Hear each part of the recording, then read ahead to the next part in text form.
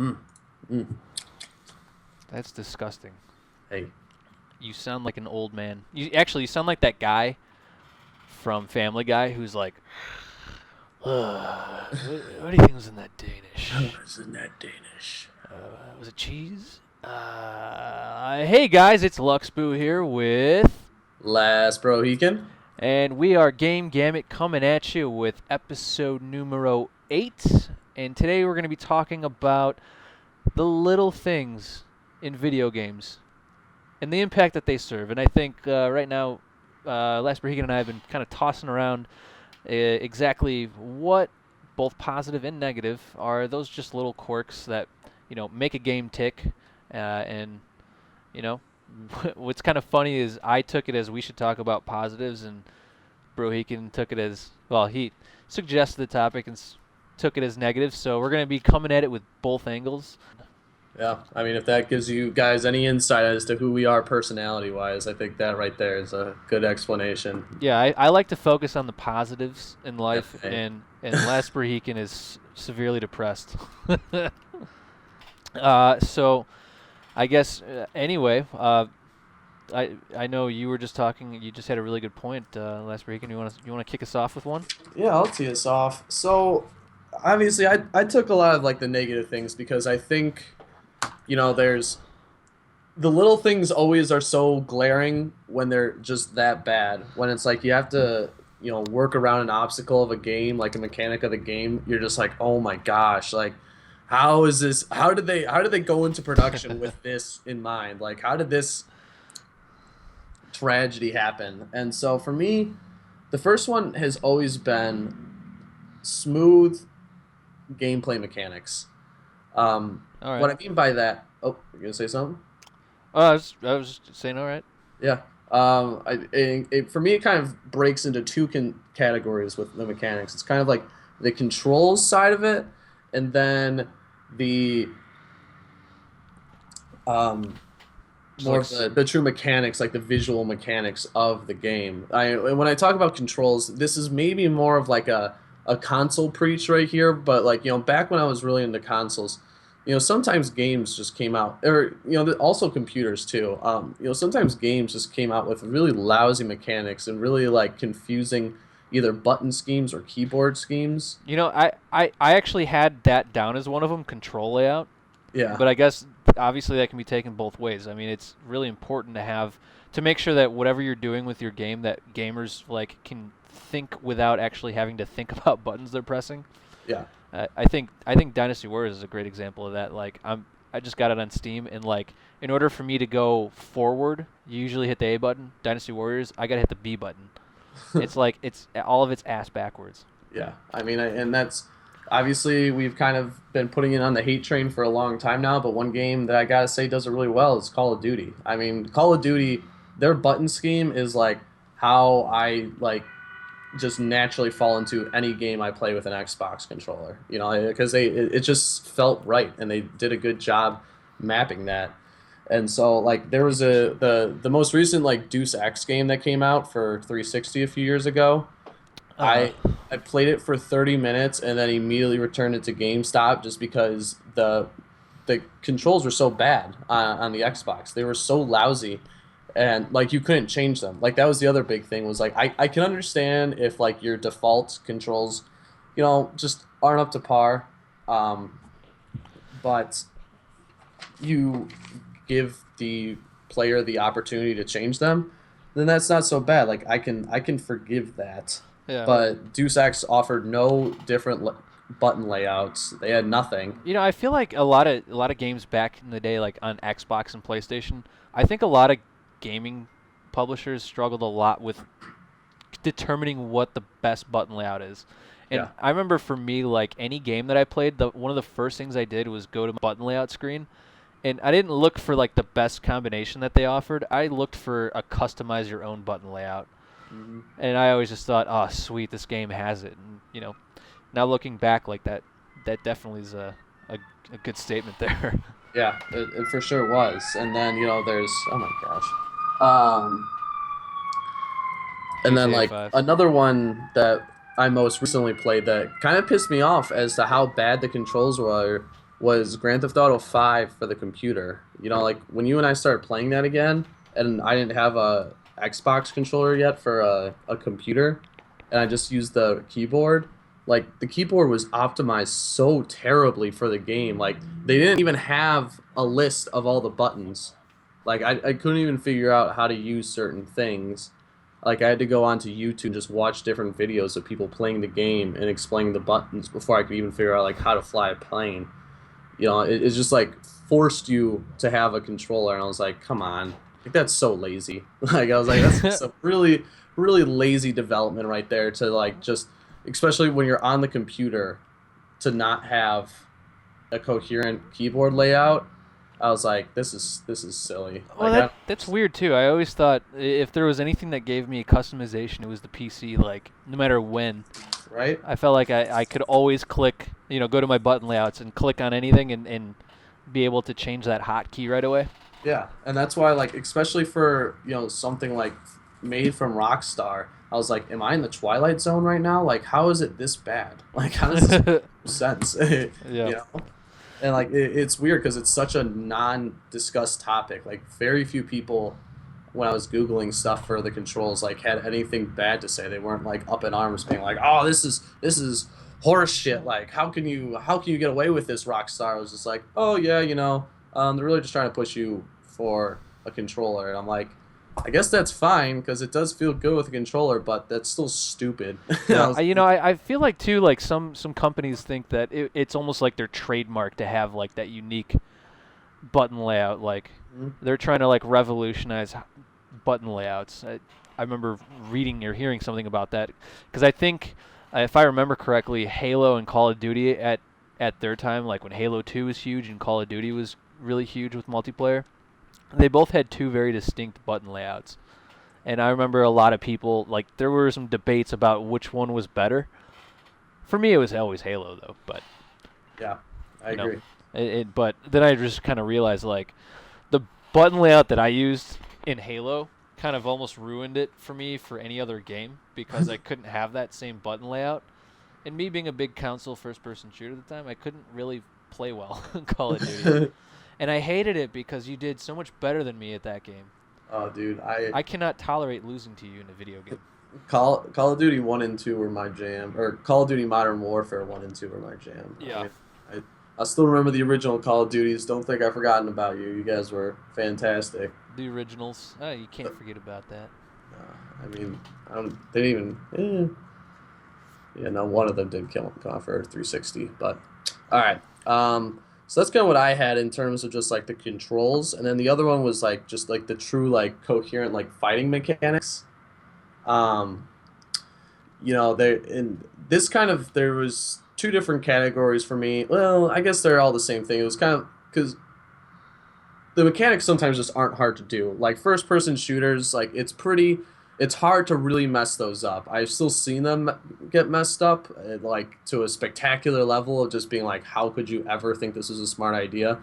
But a lot of times for me, the mechanics of things like going bad and not working at all, I see a lot with like the third person games, or like the whether like it's a third person shooter or like a third person like medieval combat sort of thing, because those both seem to be like the really big things nowadays. And you and I were talking about it yesterday. Like I bought Mafia 2 on the Steam sale, kind of wanting something different. I was also at that time yesterday just on a huge Godfather kick. I was in the middle of watching the Godfather Epic, which is like I think both the first and second ones combined. So it's 7 hours long. I think I'm 4 or 5 hours in right now. Um, and I started playing it, and I'm like, man, like the running is kind of weird. The fighting mechanics are just super like low grade. Like it just wasn't really intuitive at all. Or I it was remember just it not being smooth. Like that was the yeah, biggest one. It was like you moved it and it moved and there was not like a whole lot of threshold, I guess, yeah. with the Like joystick movement. fighting wasn't smooth. And then like I thought about as well, like when I played like any of the Just Causes games, like any of the Just Causes for me as well, like were just so badly handled with mechanics. Like forget like the open world stuff and like being able to like fly with a parachute, or like like your mouse, or what is it, the flying squirrel suit, and like being able to like fly high into the sky and doing stuff like that. Like it was just such a stupid handled game for me in terms of, like, the mechanics. Like I just never got used to them. Where like I've played every single Just Cause, and I don't think I've gone past an hour in any of them, just because like every single time I'm like, oh God, these buttons and all this just feels like Well, garbage. I mean, what's the point of making a great game if you don't even feel like moving through it, Yeah, you know, exactly. or fighting your way through it? I mean, And that I know exactly how that is. and that's the thing that sucks too about like the Mafia, was because like I was looking at the game and I was like, I feel like this could actually be a really fun game, but it's just like the obviously the big thing about it is the fighting, the shooting. I'm like, this just, it sucks too much. And I mean, that's the whole point of the game. It's called Mafia. Yeah, I mean, there was a lot of cool. Yeah, I remember we talked about it yesterday. Like some of the cool things that I thought, like they had some really cool like little features about it too that I really liked. But yeah, I mean, to your point, I simply just couldn't handle it. yeah. And I think it was more so of like potentially also comparing it to Grand Theft Auto at that point, and Hmm. they had a really good they had really perfected some of that. I think at that point, what was it? I don't even think it was GTA 3. I think it was GTA 4 that came out right around the time Mafia 2 had come out, and just the whole gameplay, it was like night and day. Yeah. And I mean, God, I was gonna say like that. I was gonna actually follow up with Grand Theft Auto and say like maybe Grand Theft Auto just has ruined it all for me. Like 'cause I think just kind of like how Call of Duty was like the cornerstone for me in terms of button layout. I think Grand Theft Auto was kind of like the cornerstone for me in terms of like third person shooters. Like they do it so damn well, and it works, and it's so smooth that it's like, how could it be? How could it be any other way? well, I You know? think GTA 5 is like the epitome of all little things. I mean, they put in so many damn little things that I like.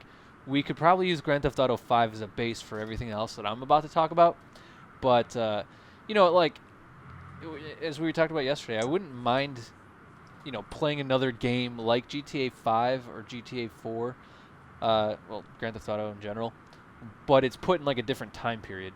So like I know they kind of obviously Mafia 2 is a perfect example. It's a different time era, different characters, a different scheme of everything. But all they needed to do was not really replicate Grand Theft Auto, but just make it enjoyable. Like I'm not really sure how the devs made the game and sat through playing it going, you know what? I think it's good the way it is. I don't think there's anything else that we could probably work on to make this game a little better. Like, Yeah. I don't think Grand Theft Auto necessarily has ruined the whole third-person genre for me. I just don't think anyone's trying hard enough. Because, I mean, And we maybe that's wait. The, looking at. the Grand Theft Auto 3 came out in 2002. The next one we got was like 2008-ish. So there's a 6-year lag there, and then the other one we got was Yeah. like 2014. So I mean, they're taking a long time. People have a while to make these kind of games.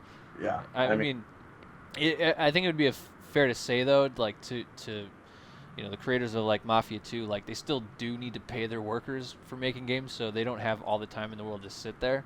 I'm sure Rockstar just makes a Rockstar amount of money, but you know, there are some things that they need to look at first before they just kind of pump out like a different style of Grand Theft Auto.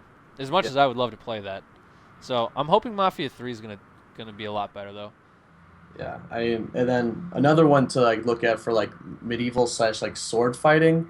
One game that I definitely give a little bit of like a praise to is The Witcher, specifically The Witcher 3. I have all three on my computer. I have Witcher 1, 2, and 3, and I was like, oh, you know what? Like I haven't played any of these before. Like I'm gonna start The Witcher 1 and then work my way through. Like that seems like the logical thing. Mm. And The Witcher 1, it once again just has such bad combat. Like it's just like literally like click left for a light attack, click right for heavy attack. I'm like, what the hell? I Like, you know going I need to interject. That's such a fantastic point. So my old roommate Anson Magnetic. Look him up on SoundCloud, by the way. He's a pretty damn good rapper.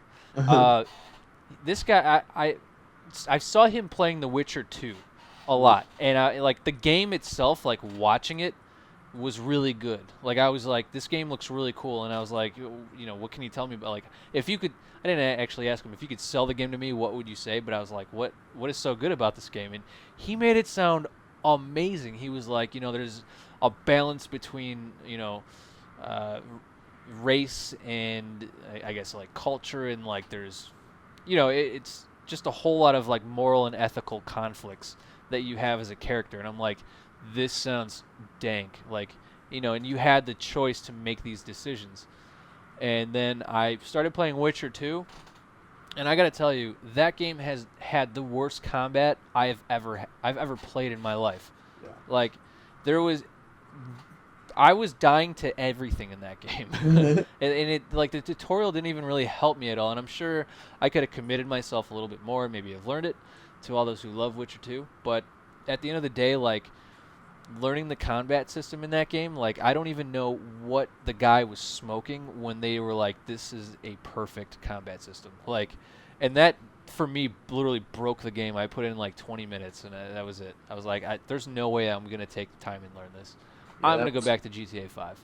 Yeah, that was definitely Witcher 1 and 2 for me. However, I did finally, because like I see buzz all the time, especially like on Reddit and Kotaku on Yes. The Witcher 3. I'm like, all right, I'm gonna download it. I'm gonna give this thing a shot. And I Yeah, haven't played as redemption. much as I would like, but it did improve its combat significantly. I Yeah. was like, wow. And, for all intents and purposes, too, like, The Witcher 2 was otherwise a fantastic game. Yeah. For the 20 minutes I spent and all the hype he said about it, I thought there was a lot there. And I couldn't look past the combat. So I definitely do want to give The Witcher 3 a try at some point. Now that we're mentioning it, but it's good to hear that they really improved on that.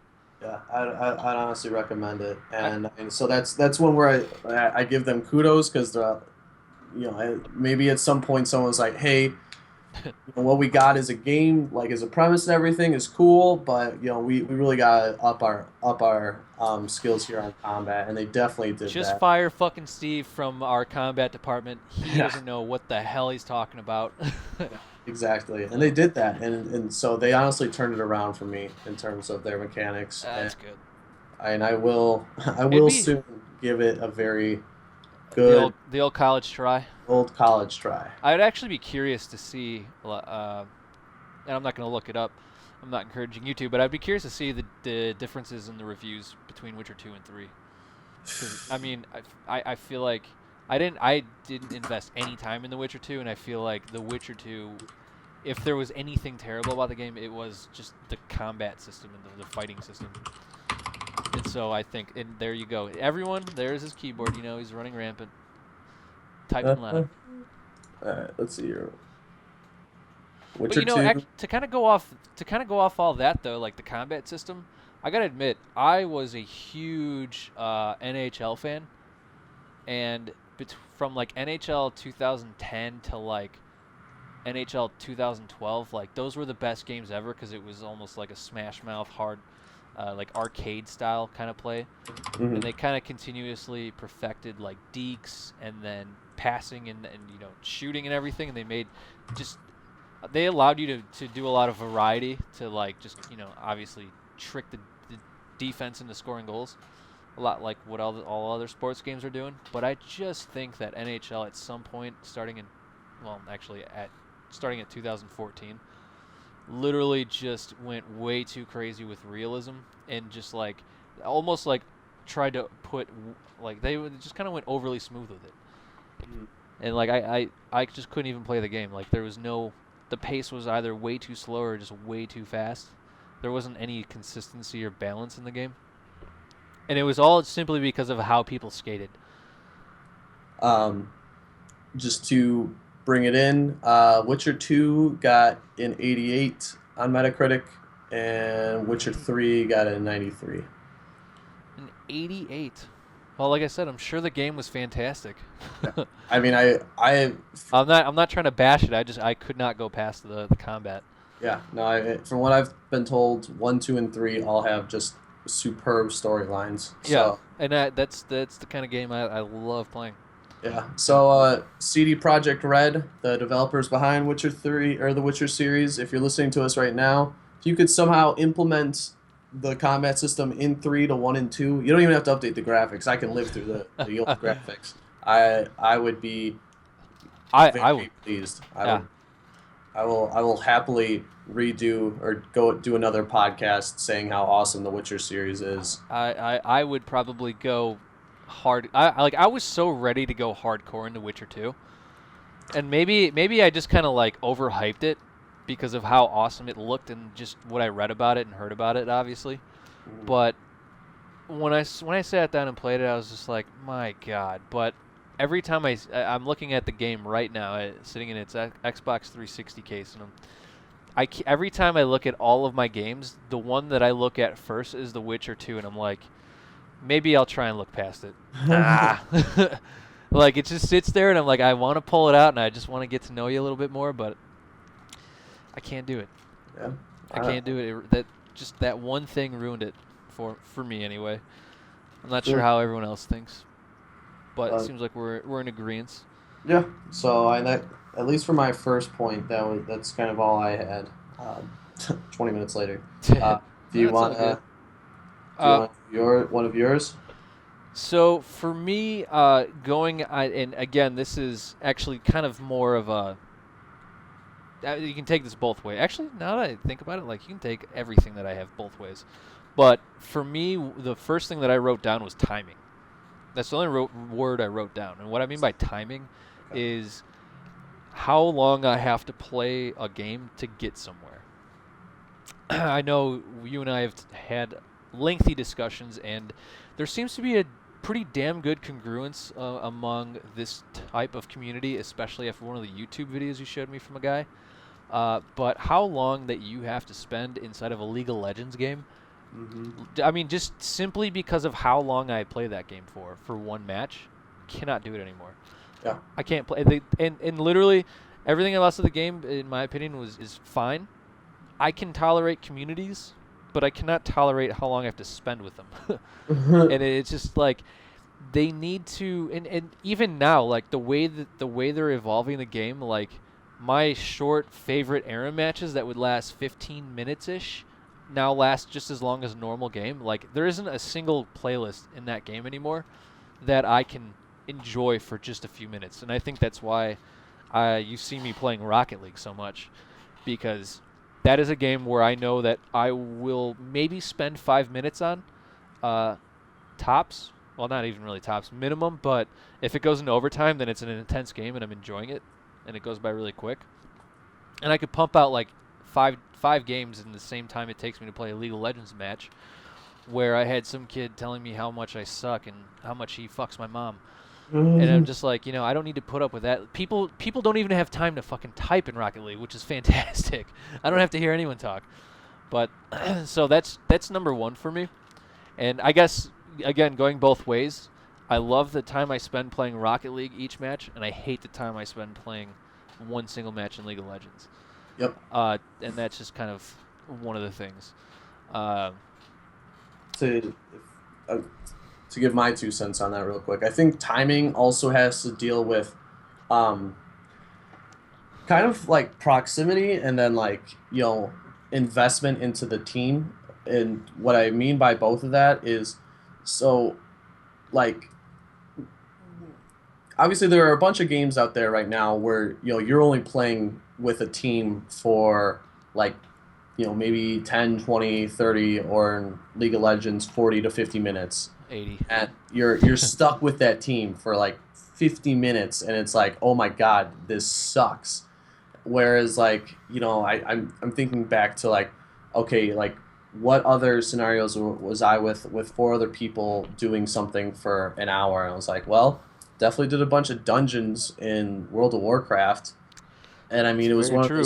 it was one of those things where like, yeah, you did have some real shitheads sometimes. Either they were just rude, or they were just rude, or just really bad. And it was like, come on, man, like quit doing other stuff because we know you're doing other things. Like, help us out here.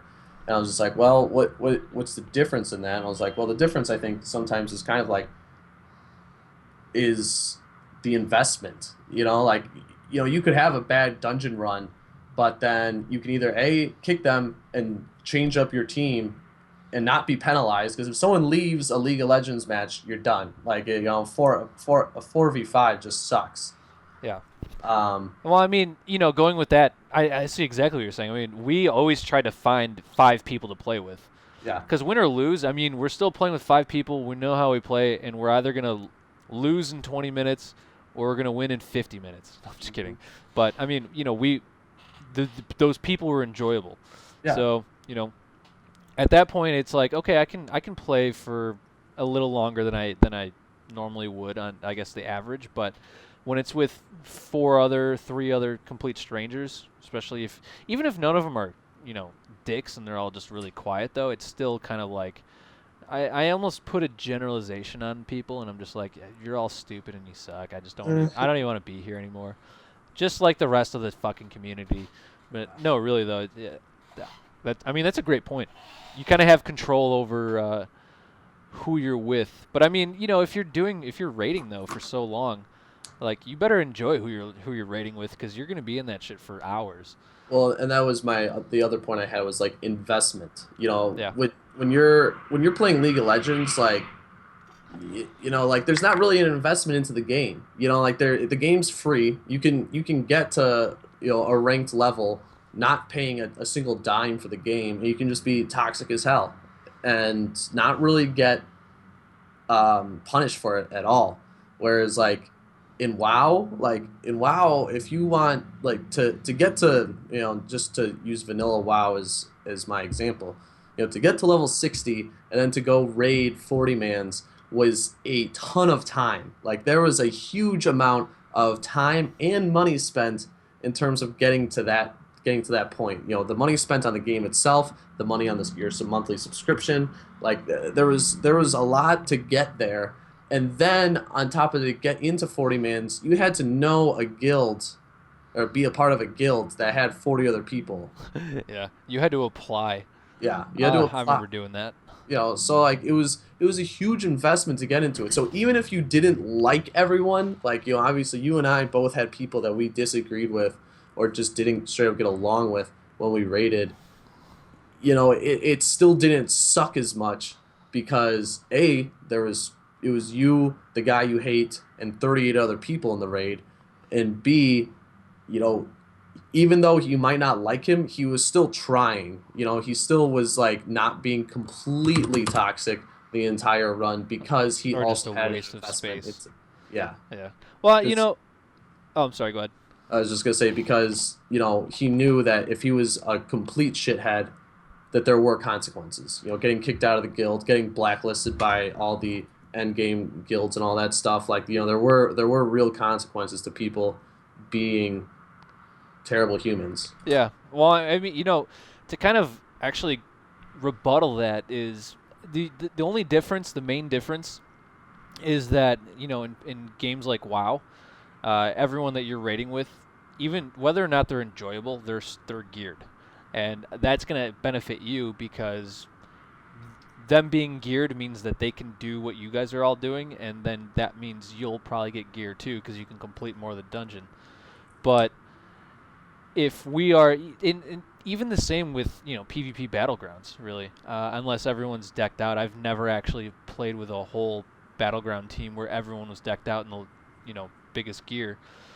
But in games like League of Legends, you might play with people that True and Blue are really good, and if you lose a match, you simply got beat, but you don't really know how well you're gonna do and how well people are gonna handle losing until you start losing really badly. So, I mean, just kind of like a tail of the other coin, I guess. Yeah, that makes sense to me. So, but anyway, moving on, getting the show going, or getting the show closer to the end here. Yeah. The last thing that I have to say. Okay. First thing, I'm just gonna honorable mention. I think music is a huge thing. Music and sound effects. I think that's super important. I don't want to get any more deeper into that, because I don't really. I love Dynasty Warriors music, and it just gets me in the zone when I play the game. Same with Halo. Halo's soundtrack is fantastic. plenty of other games too that just like match so well with the game. But I've played other games pick this soundtrack, and I don't have any examples, so that's why I'm just doing an honorable mention. I do have one for that does have a bad soundtrack. What is that? It's called Dragon's Dogma. Actually, a pretty Dragon's fun Dogma. RPG. It's very old school. Like they talk like in very old English, and it's like kind of like a fantasy realm. And so like everything's old school. It's set like kind of like an old fantasy like England, like almost like a King Arthur's Camelot thing. But when you start up the game, all they have playing is like, oh God, what is the name of that uh, band? It was called like Dragon Force or something like that, or it was just like it's just like heavy metal playing where it's like. It's like I'm like, Yes. we're like supposed to be in like old mythical England right now, and you're just playing some heavy metal. Like Just what is rocking out. on? Yeah, like I was like, this is does not fit the game at all. But Well, exactly that, and then I just remembered one. Baldur's Gate Dark Alliance 2, I think it was, or the first one for PlayStation 2. The entire game you're playing to the same soundtrack, never changes, and then I think every boss fight had the same soundtrack too. So you're like listening to only two different soundtracks, and they're both really redundant. And I mean, it's good for a little while, but it's like Jesus Christ, add some variety to this stuff. yes, it was Dragon Force. That was the band I'm thinking of. Cool. But yeah. But so anyway, the only last thing I wanted to make note of, in my opinion, if developers take the time to throw this in their game, no matter what kind of game it is, and no matter what it actually is, if you incorporate any sort of variety into your gameplay, and by that I mean things like mini games. So like FIFA, going back to FIFA, like they have the skill challenges. Rocket League has the skill challenges. Even Counter-Strike, they have the weapons course. Like just that little bit of variety for me, like has me playing the game still. Has me going back a little bit because I might think to myself, I really want to play FIFA, but I don't want to do a whole match. I'll just go on. I'll literally just go and I'll play some of the mini games like casually for maybe 10, 15 minutes, and then do whatever I need to do. Counter-Strike weapons course, I do that from time to time, and I'm like, kind of feel like trying to beat my old record. Just little things like that have me just enjoy the game. And then I know there are some other cases too where Grand Theft Auto did it pretty well, where they just had all these little side missions and stuff. Oh, obviously Grand Theft Auto does that very well.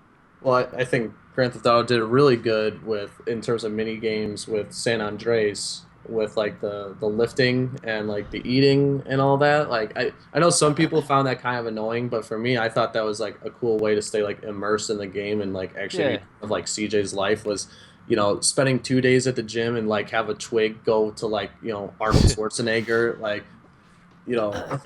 like just insanely ripped. I thought And it was then go to pretty Clunky Chicken, and then just lose it all. Chicken. Or Cluckenbell, that's what it is. Clunky Chicken. Cluck cluck. Cluck cluck, bitch, you fat. Cluck cluck buck buck.